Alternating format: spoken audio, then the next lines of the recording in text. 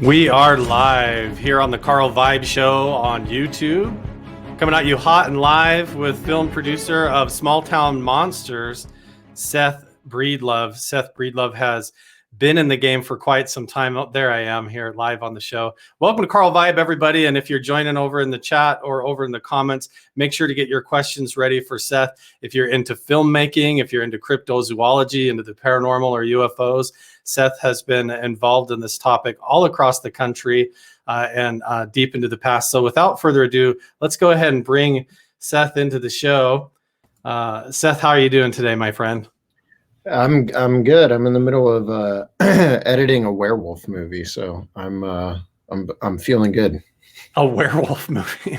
Seth, you've been doing all sorts of different topics, and it's kind of what I wanted to talk about today, honestly. So you're doing a werewolf movie, but most people who get into cryptozoology, the paranormal, UFOs, things like that, they have some kind of like an encounter, an experience of their own when they're a child or something like that, that sort of gets them hooked. So what got you into this whole field of research and topic and filmmaking, Seth? Was it the movie making side of it, the horror films, or have you had some kind of an encounter yourself?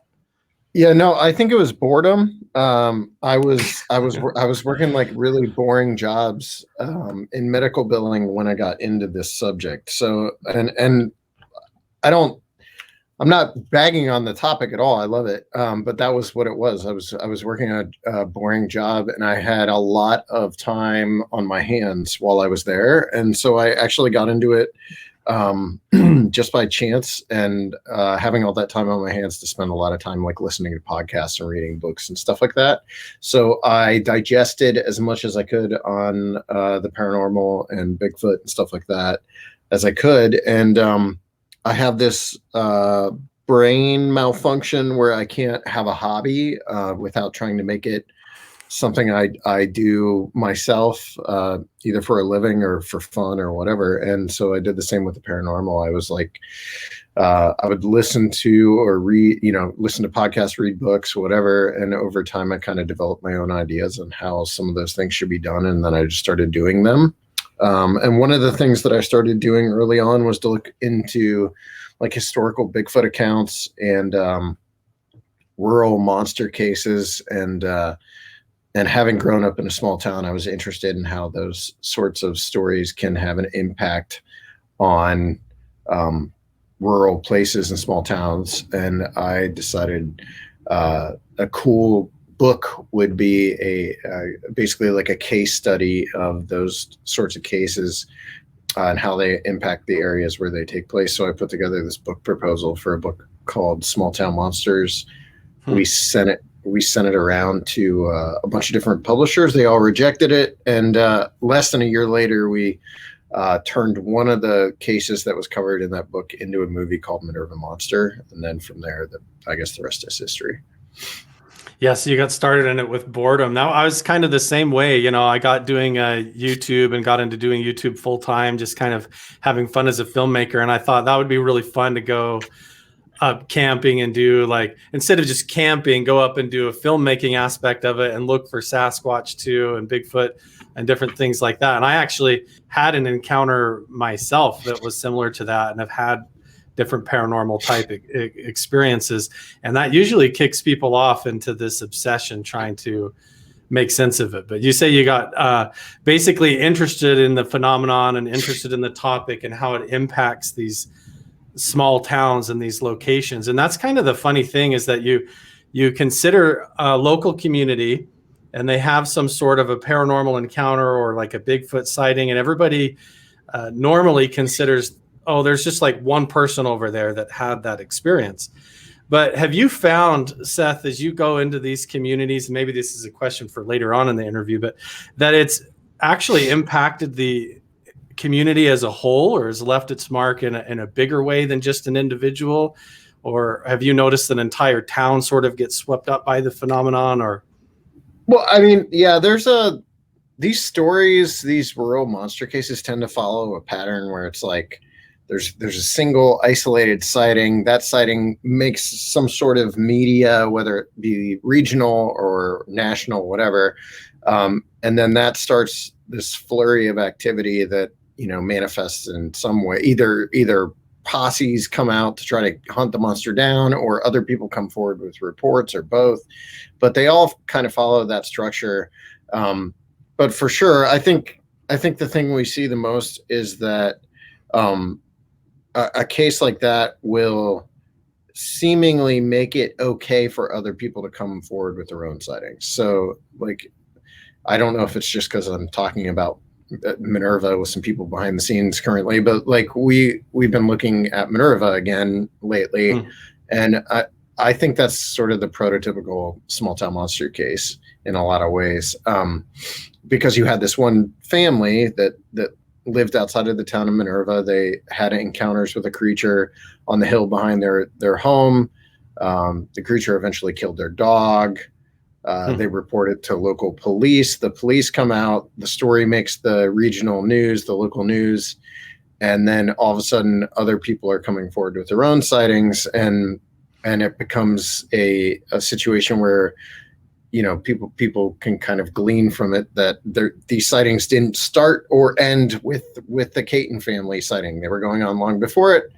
And they are still going on today. In fact, I think there's probably as much activity, if not more, around the area in Minerva, Ohio today than there was even in the 70s. But, in the case of Minerva, at the time, it became a huge story. People loved it. It was on the local news. Posses of drunken Bigfoot hunters started descending on the town. And I mean, it was so ridiculous that there were so many people pouring into the woods with guns that at one point they actually had to shut down the Lincoln Highway because they had parked all up and down the road through there, and traffic couldn't get through. I mean, it had a huge impact on the community at the time. Local businesses were promoting monster burgers, and the car wash had like a Minerva Monster special going on, and stuff like that. But it, I mean, as with most things, it sort of disappeared overnight. It was huge for a little while, and then it disappeared. And when we made Minerva Monster in 2015, we did this. It didn't play a role in the movie, but some of the crew actually went up and down the road and just asked, especially younger people, if they were aware of the Minerva Monster, and hardly anyone was. And the thing is, that is a piece of that town's history. And so it's unfortunate that stories like that kind of get lost, but that's typically the way this goes, unless it's something big like the Mothman, where it's so covered and becomes such a pop cultural sort of icon like the Mothman did. It typically is forgotten by the town eventually. I mean, if not immediately, then eventually it sort of disappears into history until some maniac like myself shows up with a camera and starts documenting it. Right. Would you consider yourself like a cryptozoology researcher, or more of a filmmaker, or kind of pseudo in between? Yeah, I'm just a documentarian. It's kind of like the way I put it. I don't know. I mean, I love these topics, but we've had this discussion before. Like, I find that the paranormal is the only genre where people really want to label you as like cryptozoologist, right? Instead of documentarian. It's like if you make movies, yeah, what's the difference, really? Yeah, I mean, if you make movies about basketball, they don't call they don't call you basketball filmmaker. It's all right. So are you a baller? Yeah. No, I run cameras about videos about basketball. Yeah, that makes sense. Yeah. So it's like, but I try to. I mean, you love this subject, but at the end of the day, I guess I'm first and foremost just a storyteller. I mean, I wrote for newspapers before I did this, and I've written children's short stories and all sorts of stuff over the years. So I've always been a storyteller first and foremost, and then documentarian second. I don't consider myself a cryptozoologist at all, because I don't know how you reach that label yet. I haven't figured that part out. Maybe it's when you put the cameras down and you just go for the personal encounter, go all stealth mode, right? That's probably it. So do you think I mean, you've covered this topic from so many different categories. There's so many different names, from Mothman to Skinwalker to Minerva Monster to Bigfoot to Boggy Creek. Do you think that the phenomenon is really all one thing, or do you like a paranormal type of experience or encounter, or do you think these are separate actual biological things, or something psychological going on within the people in the community based on all these interviews you've done? I mean, is it a cop out to say all of it? Because like, to me, I think Bigfoot stands apart from a lot of the paranormal topics that I've looked into. To me, I don't necessarily even consider Bigfoot paranormal. Like, to me, it's a flesh and blood creature that's okay. Probably an undiscovered animal of some sort that's roaming our woods and has been for a very long time. And that's based on the predominant number of accounts that come in from around the world, but especially here in America, and the behavior of the creature and things like that. But the rest of it, it's kind of like a stew. I mean, I think it's a little bit of everything, and it's all sort of swirling around together. I do think it's all. I think a lot of that stuff is connected. How it's connected, I'm not sure. But as we look into all these different disparate subjects that we've looked into, from UFOs to ghosts to Mothman, Rougarou, which is what we're looking at right now, what I'm editing right now. There's a lot of similarities between those subjects. It's weird. One of the ones that I see I'm always drawing parallels to seems to be the Bell Witch, because it seems like every time I make a movie now, I see parallels between the Bell Witch and some other case that we've looked into. And Rougarou is a really good example of that, because there's a lot of parallels between the Rougarou legends and the Bell Witch legend, actually. So I think it's all part of the same game. I don't know what that game is, or as we go along, I'm sure I'll formulate some sort of theory over time as to what all of it means. But I do think a lot of that stuff's connected, and I do think there's a psychological component to it as well. But it might not. I don't think that necessarily explains anything away either. Yeah, I think it seems like when you cover the spectrum of this phenomenon and the encounters, there is some physical aspect to it. Like, you have the dimensions of the Bigfoot or the Sasquatch, but then you have this other thing like the Mothman, these types of flying entities and the paranormal, and then this other category like the Bell Witch, or the type of ghostly sort of encounters. But there is that gray area where it does sort of thread together. So from your work, from the Minerva Monster all the way up to the Bell Witch, what would you say is kind of a common thread that you've discovered? Is it more paranormal, or is it weird? Like you hear these Bigfoot encounters where they hear babies crying out in the forest, or different weird sort of almost like and Skinwalker Ranch, people talk about having almost like a Sasquatch encounter there in the trees, but then they go home and almost feel like there's a poltergeist that followed them home too.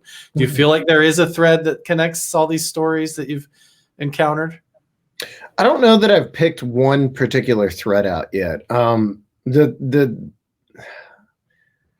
There is a reoccurring theme of mystery lights that pops up. The lights, yeah, mysterious lights in the woods or on the ground. That seems to run between a lot of these, especially Mothman, Rougarou, Bell Witch. They've all got orbs connected to them. So there's little things, there's little story details like that. There's a lot of weirdness connected with these cases that comes up. I hate the word synchronicities because it's so overused, but there's a lot of weird synchronicities that do pop up. And until the past year, I'd never experienced that for myself, but I think in the last year, we've actually started to experience some of that ourselves as well. You You mean know, as so that as a film production crew, you started to notice weird yeah, synchronistic things? yeah, especially Interesting. like while we just got back from shooting Lake Michigan Mothman, Chicago Mothman thing, and there was a lot of weird stuff happening during the making of that movie. That kind of culminated with filming something large flying through downtown Chicago. So we, so we're excited about that. But yeah, there's, I would say that's it. I don't have like specifics, and I wish that the paranormal manifested itself more openly, because a lot of the time you're trying to draw lines between things that might not actually be connected. But I don't think you could do what we do as much as we do and not start to see some of these things, you know, for yourself. You know, it's interesting because we've been covering hauntings for the last year. We've made 5 episodes of our haunting show, and I mean, that's the only subject I've covered so far where we actually have yet to experience much of anything.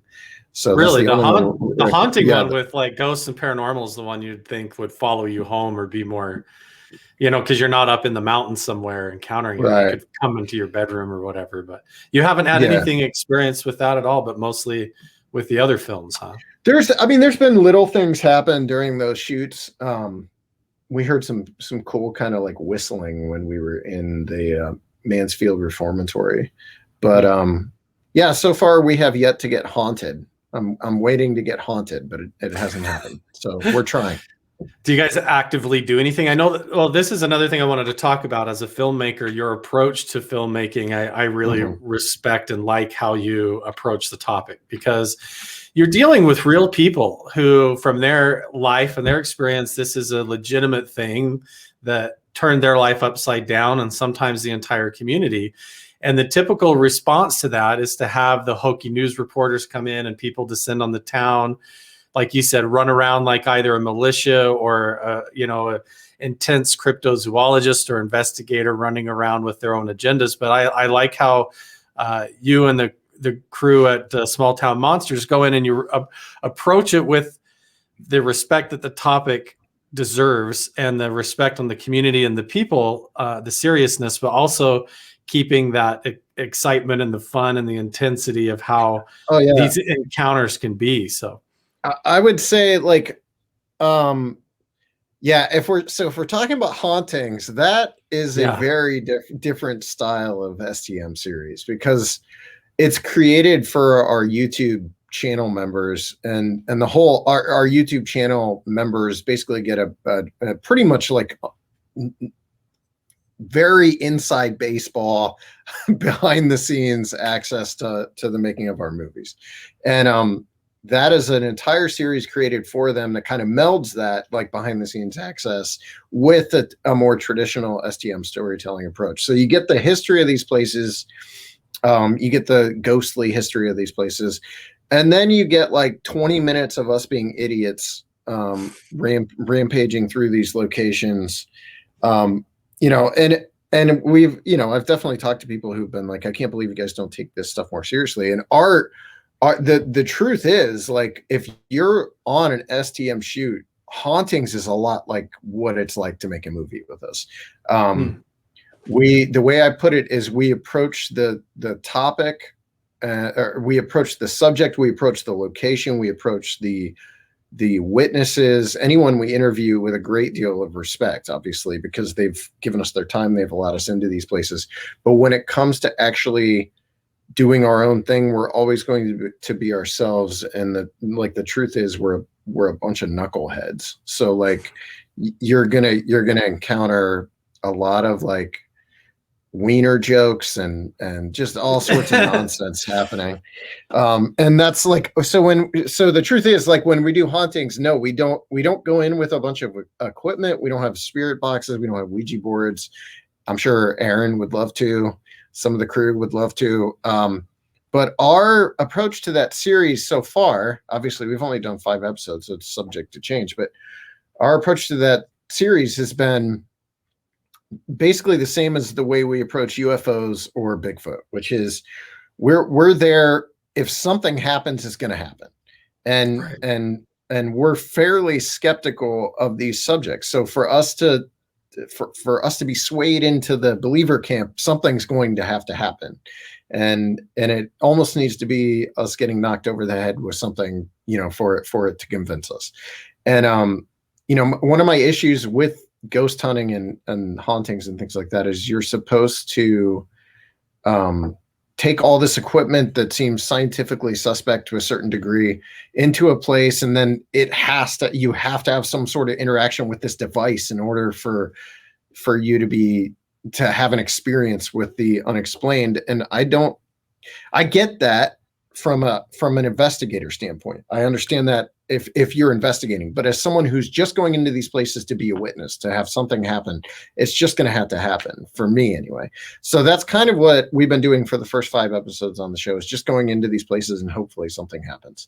And that's the way we approach pretty much anything. Like if I go in the woods, I'm going in the woods looking for Bigfoot with a handy cam, and that's about it. Like we're not out there with like all the crazy equipment that I've seen Bigfooters take out. And I love that stuff. And I think that stuff's really cool, but I kind of just want something to happen if it's there. I just want to experience something. What is the balance with that when you descend on a location? I mean, there's the historical aspect of the events, of the eyewitnesses and the things that occurred on the community that you're trying to capture. But some of these, like the Bell Witch, and some of them are ongoing, like people are still encountering these things.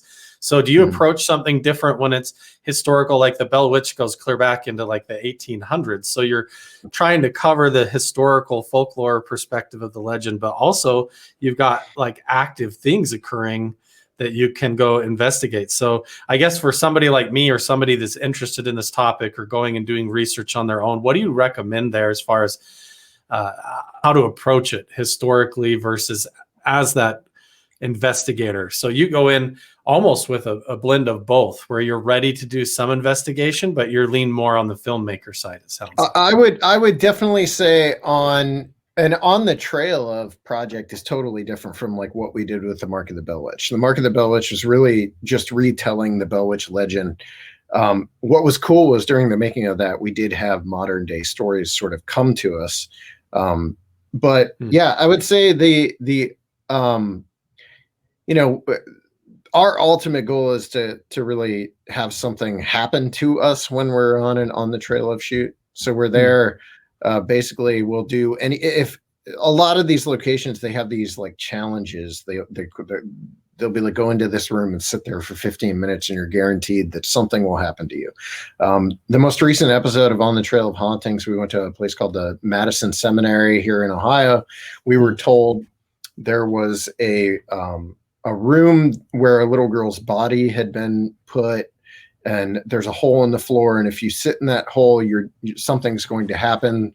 So we put Zach in that hole, and we left and went off for like 20 minutes, and when we came back, nothing had happened to him. So it's like we will do any of the challenges they give us, any of the stuff they tell us. They like they put me in this little kid's room with a crib and like toys on the floor, and they said try to get the spirits to play with the toys, and I gave it my best shot, but they didn't want to play with us. So but we're also trying to tell the history of that place and capture as much of the quote unquote spirit of the location as we can.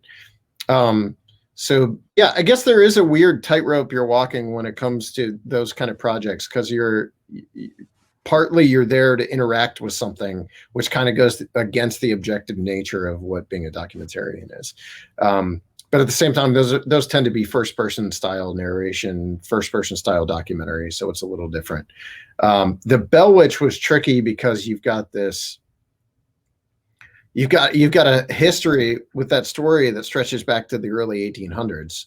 1816 is when that whole thing kicked off, and at the same time, there's modern day sightings and modern day encounters happening, and a lot of spooky stuff connected with that story. The trick there became for me deciding what our story was. So were we going to try to tell this sort of like comprehensive look at the entire history of the Bell Witch, from 1816 up to present day, or were we going to simply retell the classic sort of John Bell story, and we ended up just focusing on that 1816 to 1821 period of time, and mostly because I don't think we could have done justice to the entire history of that story. So you have to figure out, well, what can we focus on as a storyteller? What can I focus on to really be able to tell the best story here? So it became about that 1816 to 1821 period of time. But, and it's funny too, because everyone insisted that you will not get out of Adams without some sort of experience. And we had no experiences. We were filming in the Bell cabin. We shot most of our interviews in the Bell cabin, where they have like ghost hunting cameras set up pretty much all the time, running like this webcam. And we were, told you'll definitely have something happen. Nothing happened. The only thing that happened while we were down there was one of our crew got into some tall grass and got covered in seed ticks, which is pretty horrifying.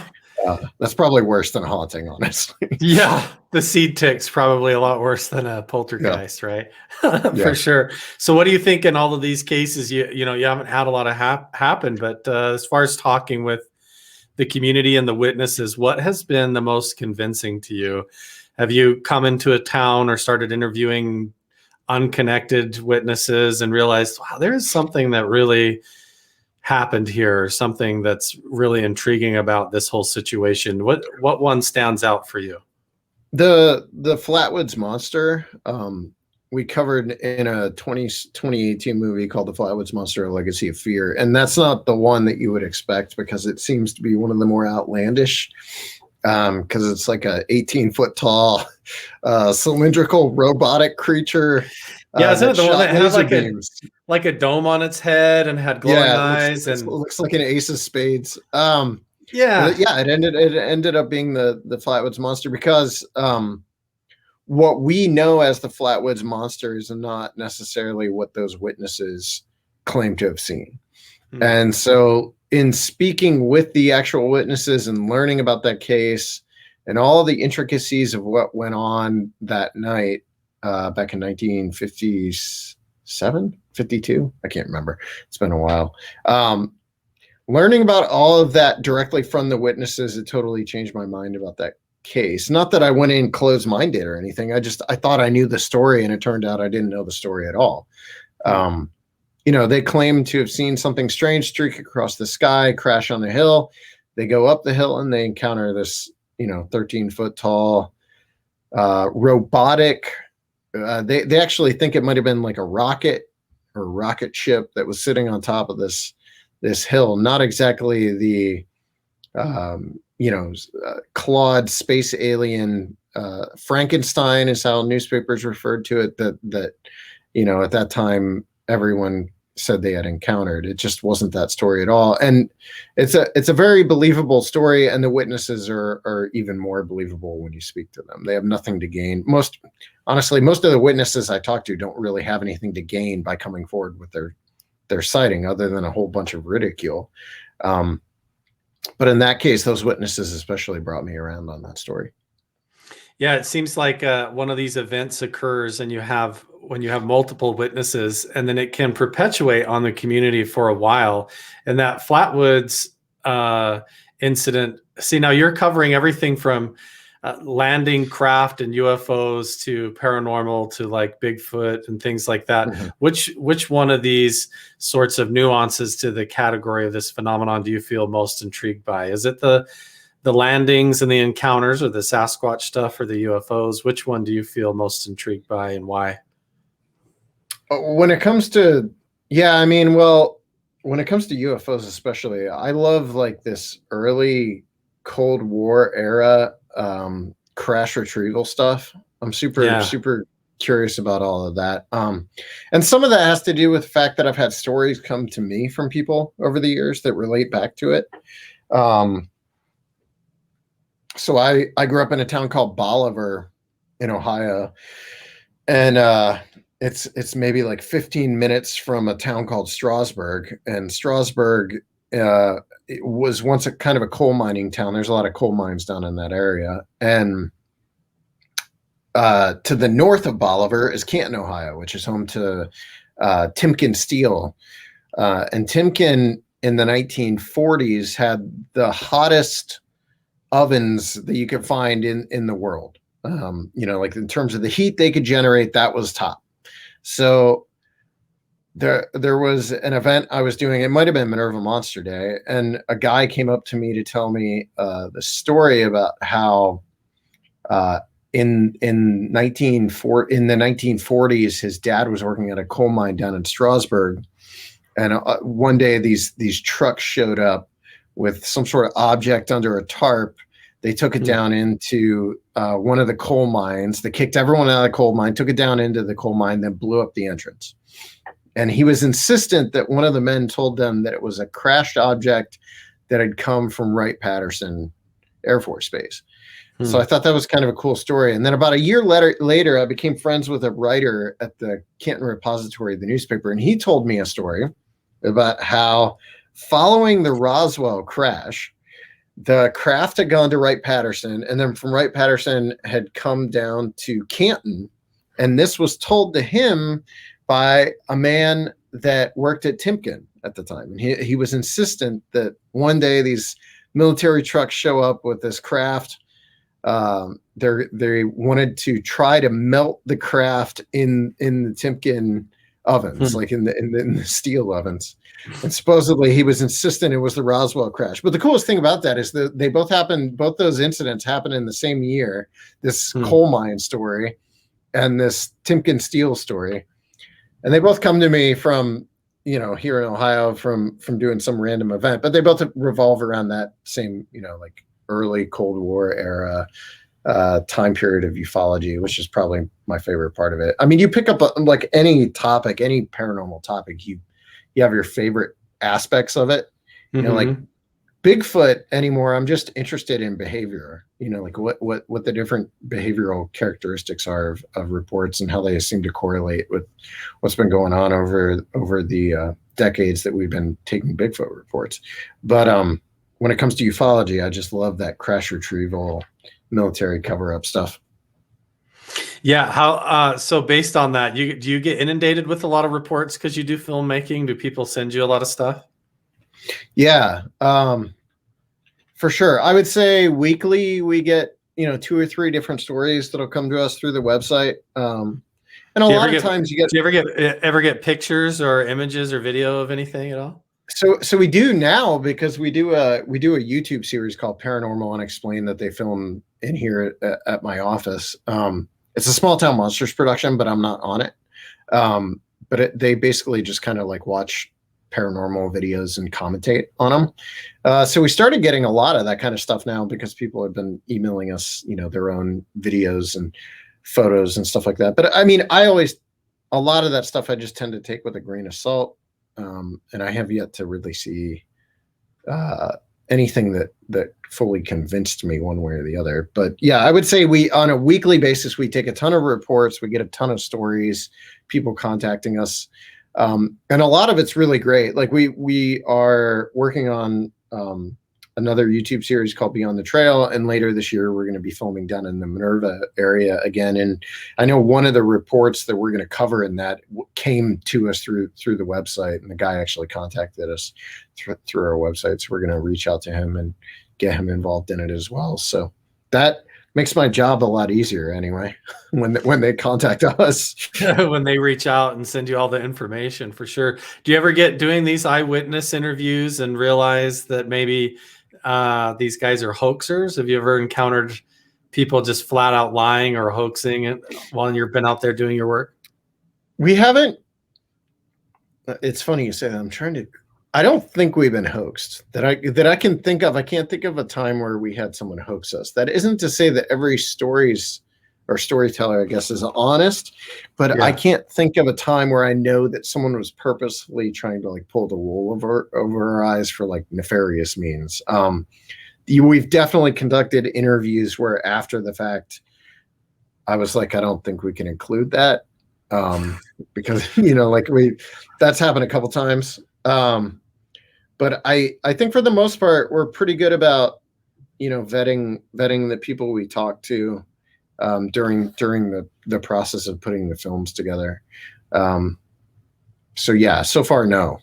on the How on do that you website. how do you usually go about that process? Let's say there's a lot of people like in the UFO community or in the cryptozoology community online that they have these ideas, like they want to go out, take their camera, and they want to do like what Seth Breedlove does. They want to go out and they want to paranormal hunt and they want to interview people. But you don't want to really step on people's sensitivities. You don't want to burn out a community with a bunch of amateur investigating and things like that, I don't think, or trounce on a topic. So you guys seem to be able to go into a town, earn their respect, and talk to eyewitnesses and get authentic, genuine stories out of people on camera.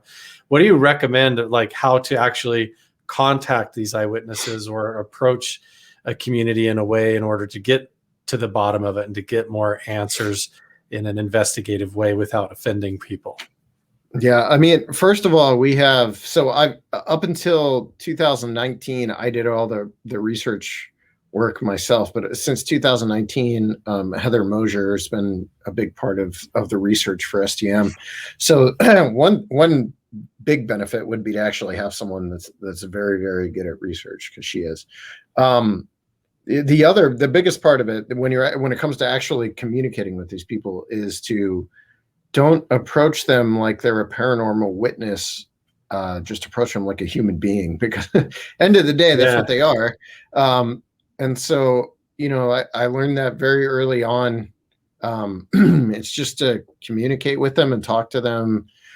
Sometimes it takes a long, long time to build up a relationship before you even get to the point where you should be asking them if they want to be involved. Sometimes you might not have that luxury, but I mean, for sure, when we made Minerva back in 2015, I had spent months getting to know the Caton family, who had never talked about that story for a documentary before. They hadn't actually been on TV or any kind of video since like the 70s, when they were interviewed by local media. We spent months kind of getting to know them and talk to them. And even then, the day we showed up to make the movie, Howie had changed his mind, and I had to talk him into it as we were getting ready to film. So I think the biggest thing is you have to get to know them as people, and basically you're trying to put them at ease with the fact that you're just wanting them to tell their story, and you're going to capture that. You're not there to tell their story for them, or twist their story in some way, or make them the butt of a joke, which, especially today is very common, with YouTube being the way it is. So yeah, I think it's just that, it's not exciting work when it comes to that side of things. It's really like you have to be able to communicate with people and talk to them, and you have to have an interest in doing that, or else it'll come across as insincere, and they'll probably be able to read that and turn you down pretty much immediately. Yeah, definitely. I think you find that around here. I know, even just joking around without cameras, when I've gone around Area 51 or over to Rachel, Nevada, you're talking about a whole town that's been taken over by the phenomenon and identifies with it.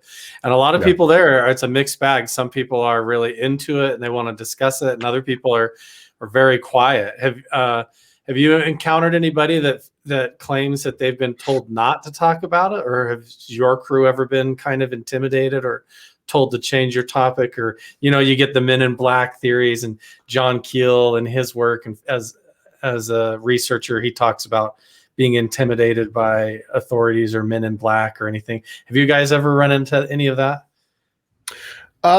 We've been to Area 51 and Rachel and all that stuff as well. And that was intimidating, but no one actually ever showed up. So we were out there, but we interviewed a former military MP at the gates of Area 51. That was pretty cool. But the closest I've come would probably be Susan Shepard, who recently passed away after a battle with cancer. She was a West Virginia author and historian, and just all around awesome lady. She was featured in our Mothman Legacy movie as well. But Susan was a part of our On the Trail of UFOs Dark Sky that's coming out in August.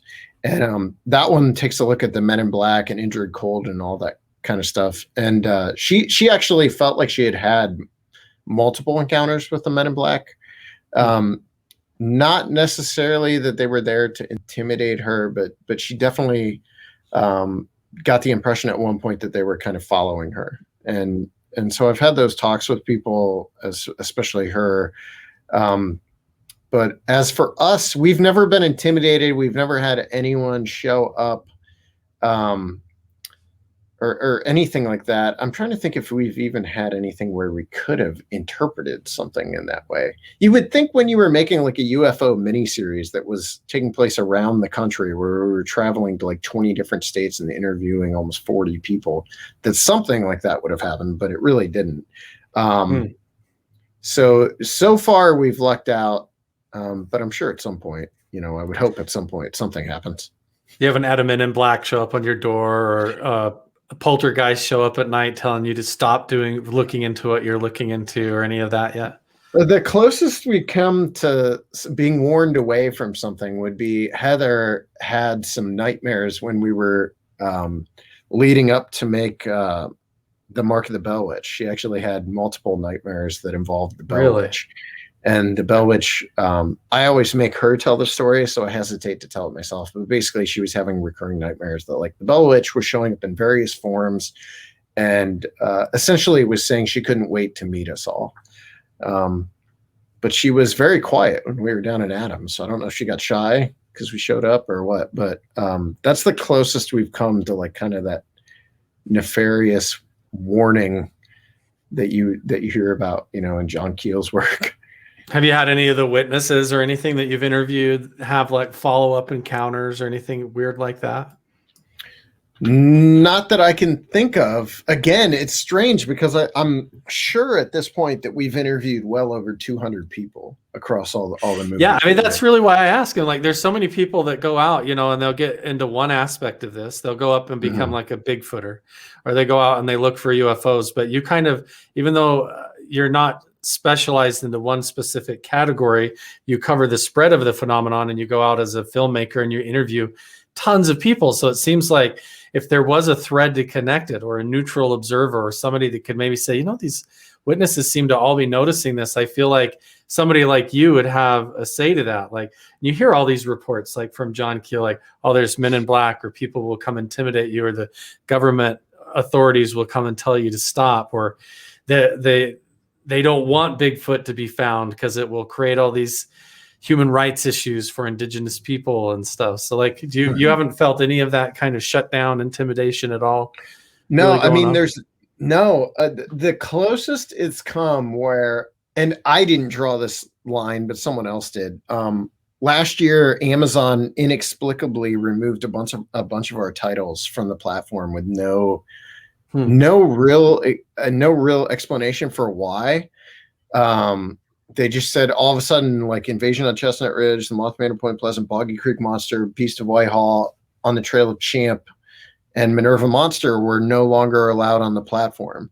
And so we raised a lot of hell, got a bunch of our STM fans or whatever to email them, and they eventually put them on with no explanation of why they were taken off in the first place. Now, since then, they have banned all nonfiction films from independent films from going up on Amazon Prime.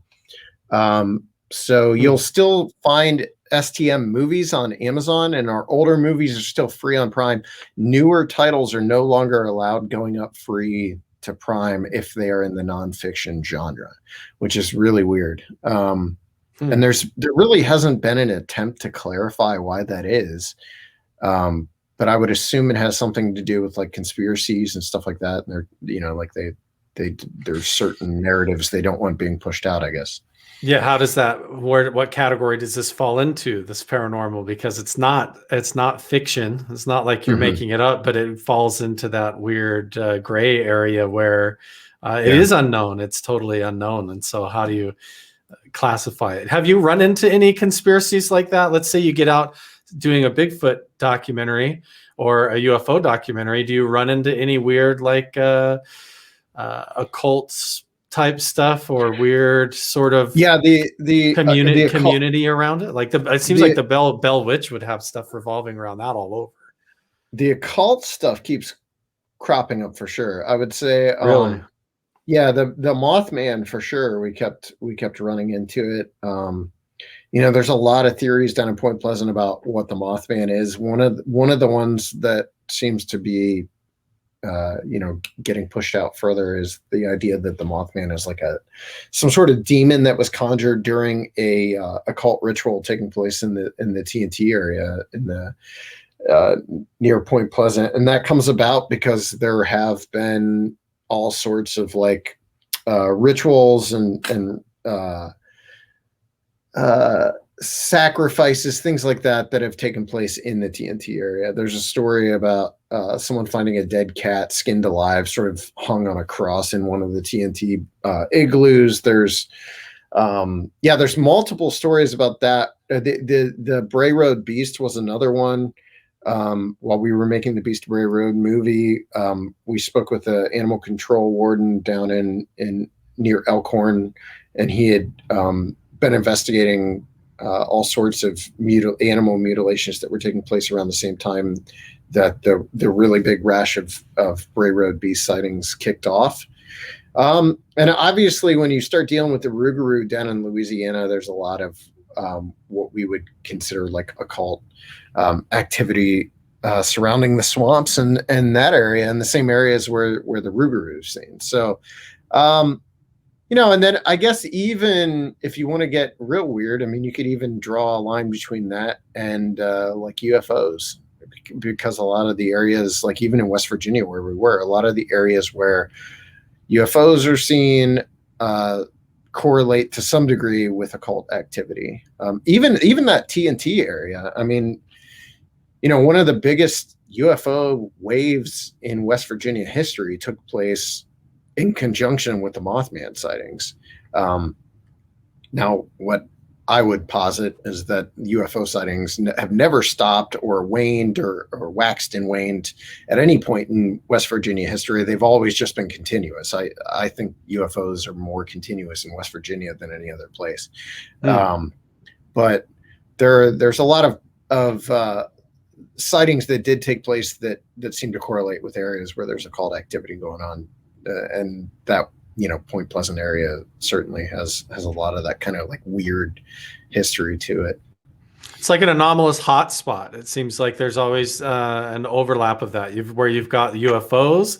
If you talk to the right people, there's also weird stuff going around on the ground in the shadows. And when you look at the history and the folklore of the area, it seems like there's always some sort of a weird curses or Native American legends or rituals or some sort of occult past to it. So I just wondered if there was a connection there. And it seems like whether it is from Mothman or UFOs or these supernatural type things, would you feel like there is something going on there when it comes to the occult sort of tying them all together, or that interaction with that? Or I would say I'm leaning in that direction.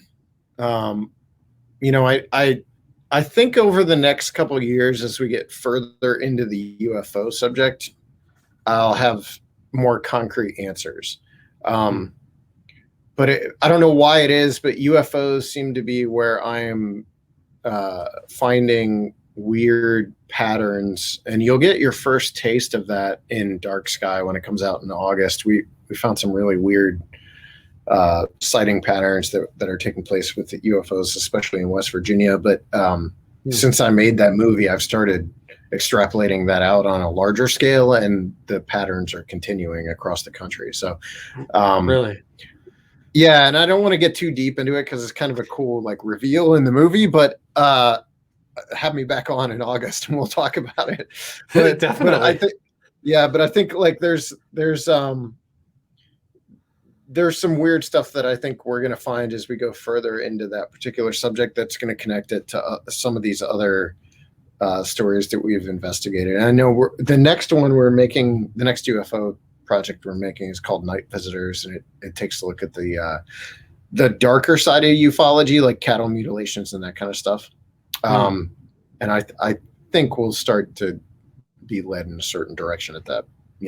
If we continue doing what we did with Dark Sky, I think we'll probably start to formulate at least some sort of idea about what's going on.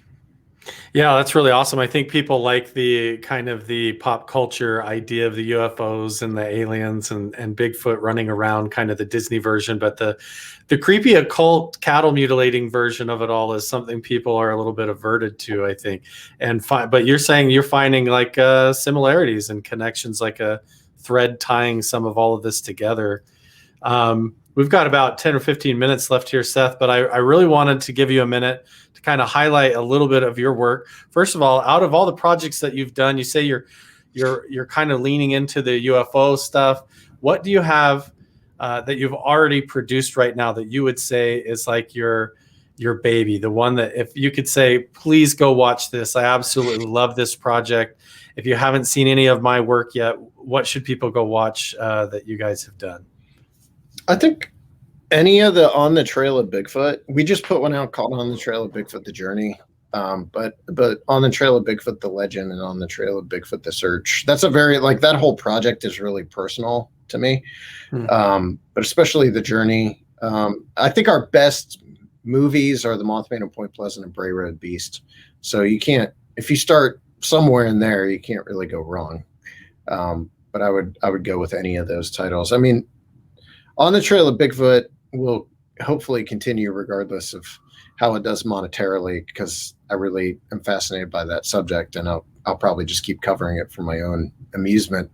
But I would suggest any of those. Yeah, it sounds awesome. I love how you guys have mixed up your style, and you guys are not afraid to kind of change it up from trying to encapsulate the story of the history and the folklore and the legends of an area to actually showing what it's like to be a researcher and what it's like to even be a filmmaker there in these kind of impossible situations and environments up in the middle of nowhere where people rarely even encounter these things at all. And so you're not even guaranteed to find anything or to encounter anything. So you have that whole dynamic is really fascinating. Seth, I think you've done an awesome job with that over the course of your career and with your team. What projects do you have coming up in the near future that everybody should look forward to here? Yeah, well, we still have 4 titles coming out this year. It's a busy year. So we just put out On the Trail of Bigfoot, The Journey. Before that, The Mark of the Bell, which came out in May, wide. In August 3rd, On the Trail of UFOs, Dark Sky. September 15th or something, so somewhere in there. The Howl of the Rougarou comes out after that. Mid-November, On the Trail of Bigfoot, The Discovery. And then in December, On the Trail of the Lake Michigan Mothman comes out. So, and then we have YouTube content coming out pretty much weekly. We have Paranormal Unexplained comes out every week. And then Beyond the Trail, which is kind of like a sister project to On the Trail of Bigfoot. That's a filmmaker friend of mine named Alexander Pedikov, who actually joins us a lot of the time for like he was in On the Trail of Bigfoot, The Journey. Alex is doing his own series where he kind of goes around the country and goes out in the woods and looks for Bigfoot. The first episode of that is out. It's about New Hampshire. The next episode comes out July 8th, and that one's about Maine, northern Maine. And then he's got like 3 more, actually more than that. He's got 4 or 5 more episodes filming. He also has a tie-in episode that'll be out in November that ties into our On the Trail of Bigfoot, The Discovery, because he was with us for that shoot. So there's a lot.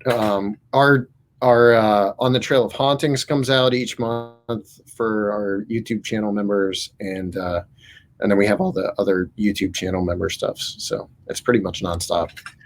It is nonstop. I mean, I only do basically 2 YouTube channels, and it's a full-time gig just trying to do that full-time. You've got most people only doing documentaries, maybe get 1 or 2 a year, and you're cranking out sometimes 2 or 3. Plus the On the Trail series is where you're getting in front of the camera a lot as well, and a whole YouTube channel. So congratulations to you, Seth, and everything that you guys have done. Your exciting work. What was one project, one final question here for you. If you could just basically, erase the board and say, I'm going to take everything that I know now and go do this one dream fantasy movie that I want to make, what would that be for Seth Breedlove? I have 3 or 4 of those actually. So my favorite book is Banicula, which is a book about a vampire rabbit that sucks the juice out of vegetables. I don't know if you read it as a child, but it's amazing.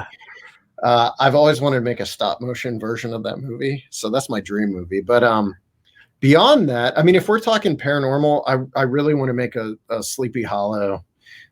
Something about Sleepy Hollow, the legend of Sleepy Hollow.